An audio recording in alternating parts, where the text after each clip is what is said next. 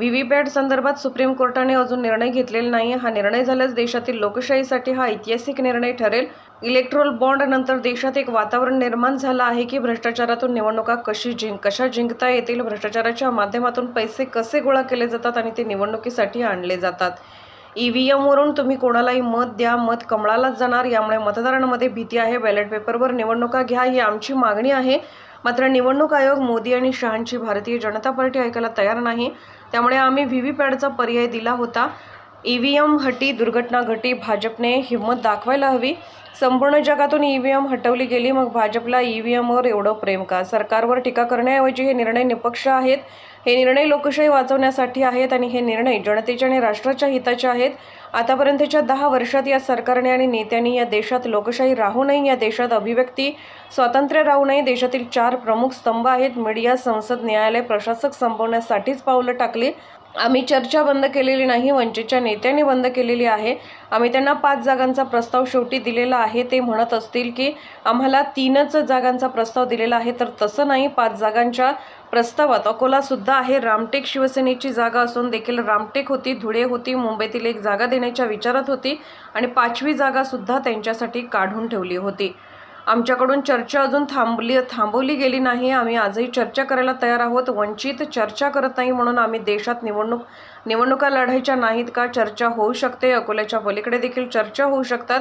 कोण आहेत हेमंत गोडसे? ते कुठले खासदार आहेत? त्यांना निवडून आम्ही दिलं आहे।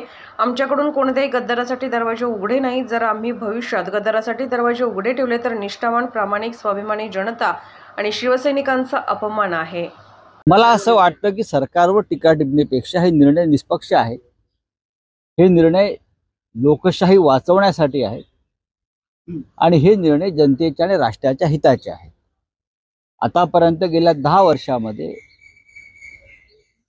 ज्यांचं सरकार आहे त्या पक्षानं आणि त्यांच्या नेत्यांनी या देशात लोकशाही राहू नये, या देशामध्ये अभिव्यक्ती स्वातंत्र्य राहू नये, या देशातले जे 4 प्रमुख स्तंभ आहेत मीडिया, संसद, न्यायालय, प्रशासन, हे खतम करण्यासाठीच पावलं टाकली। मला असं वाटतं सर्वोच्च न्यायालयानं या संदर्भात काही कठोर पावलं उचलून देश वाचवण्याचं ठरवलं असेल तर मला वाटतं की हा देश सर्वोच्च न्यायालयाकडे आशेने पाहतो। नाही, मला वाटतं वंचितच्या नेत्यांनी बंद केली। आम्ही त्यांना 5 जागांचा प्रस्ताव शेवटी दिलेला आहे। ते जरी म्हणत असले की आम्हाला 3च जागांचा प्रस्ताव मिळाला, तसं नाहीये। प्रस्ताव 5 जागांचाच होता, नंतर 2 जागा वाढवल्यात आम्ही। अकोला त्यांच्या त्या 5 जागांच्या प्रस्तावात अकोला सुद्धा आहे। रामटेक होतं, ही आमची शिवसेनेची सिटिंग जागा आहे। रामटेक होतं, धुळे होतं, त्यांना मुंबईतली एक जागा आम्ही देण्याच्या विचारात होतो सगळे मिळून मुंबईतली, आणि 5वी जागा सुद्धा आम्ही काढून ठेवली त्यांच्यासाठी। मला असं वाटतं की जागेचा जो प्रस्ताव आहे, जागांचा जो प्रस्ताव आहे तो आमच्याकडून त्यांना गेला। चर्चा आमच्याकडून अजिबात थांबलेली नाही, किंबहुना आम्ही आजही त्यांच्याशी संवाद साधण्याला इच्छुक आहोत। उमेदवार दिला जात असेल तर मग चर्चा कशी होणार? जर उमेदवारच प्रकाश आंबेडकरांचे नाही, माननीय प्रकाश आंबेडकर यांनीही सर्वत्र उमेदवार दिले आहेत ना।